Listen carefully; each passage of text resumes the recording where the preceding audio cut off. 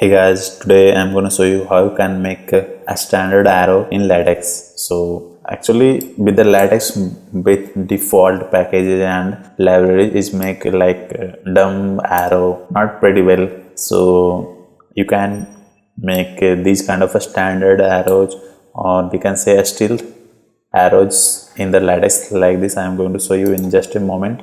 So as you can see this picture inside the LaTeX file, you can make these kind of arrows using some external packages and libraries. So let's get started. So firstly, just make a new document and write some basic commands and a structure for the document. In this video we are going to use three external packages, which is first one is pgf plots, and second one is tigs, and third one is use pgf library, and this is a library of pgf plots arrows.meta, and it will access the arrows from the pgf library.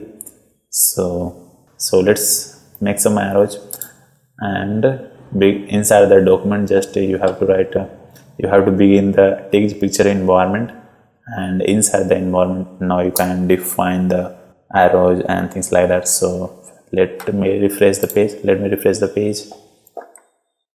As you can see in the page, by default nothing is made already. So now I am going to make the first arrow.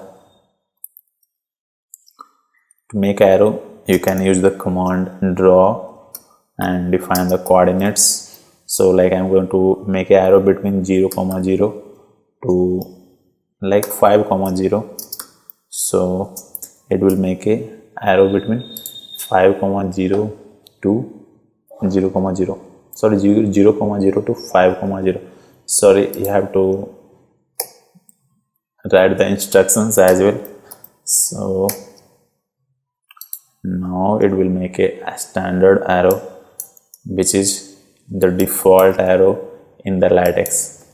Let me just make much more thicker so that you can see easily. So as you can see, it's actually a pre-built basic arrow in LaTeX, and it's a default arrow without any using packages and external libraries. So some instructions as well to get some standard arrow for like this. For the standard arrow or a stealth arrow, we have to use an instruction called a stealth inside the square bracket. Now it will make the standard stealth arrow that we were talking about, like this one. So as you can see, it made a standard arrow, pretty beautiful. And if you want both side arrow, then you can define a stealth before the dash as well. So it will make a double-sided arrow, and or you can say double-sided stealth arrow.